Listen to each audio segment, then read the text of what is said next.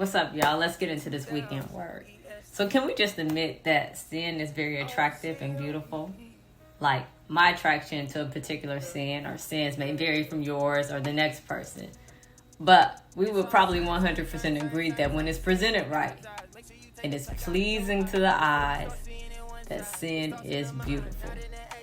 Or we fall into the other category where we just don't acknowledge it as sin, we rebrand it and indulge without judgment. But once we bite and taste and see and do it again and again until it becomes a habit, and then suddenly our habit becomes our way of life, and don't let our way of life be running smoothly and sometimes even better than before. But the cage to that door shuts. And Satan got us right where he wants us, trapped, entangled, and hopefully unaware of the spiritual cage he planned out. Now, because we allowed him in, he can enter our lives and ruin our relationships, our physical, mental, and emotional health, all because we yielded and opened the door to his beautiful lies and temptations. The Apostle Paul uses this interesting phrase in Ephesians 6:10, and he calls it the wiles of the devil, and it's defined as a method, a way of doing something deceptive, and especially in a systematic way. The wiles of the devil are designed to be continually repeated attacks that are slightly refined and insidious. When I think about that, I think about Dr. Gene Scott. He would use a boxing match to illustrate this point. As a boxer, when one punch doesn't land, you look for another point of entry until lights out.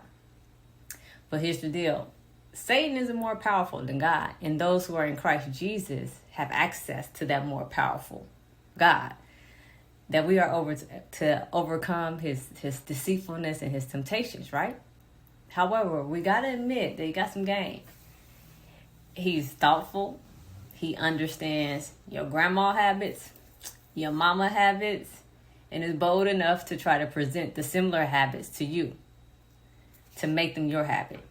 And the younger that he can execute his plan on us, the better.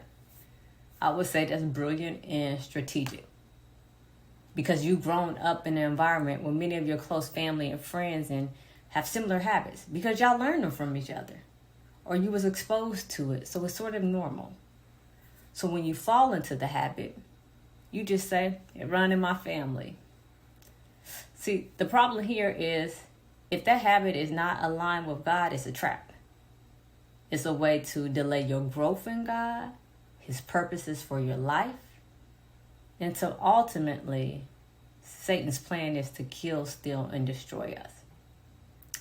And in a different arrangement of words, the Apostle Paul acknowledges the existence of spiritual influence in their attacks against the believer and the church. And that the only way you're able to overcome them, to avoid the knockout, is by staying connected to a higher and more powerful spiritual being. Sage won't do it, but that's only God and Jesus Christ who came in the flesh. But remember, we wrestle not against flesh and blood, but against powers and principalities. So the punch is going to come as deception or temptation, and it's going to be subtle. It's going to be beautiful, but deadly once it gains access and lands the punch. So stay close to God.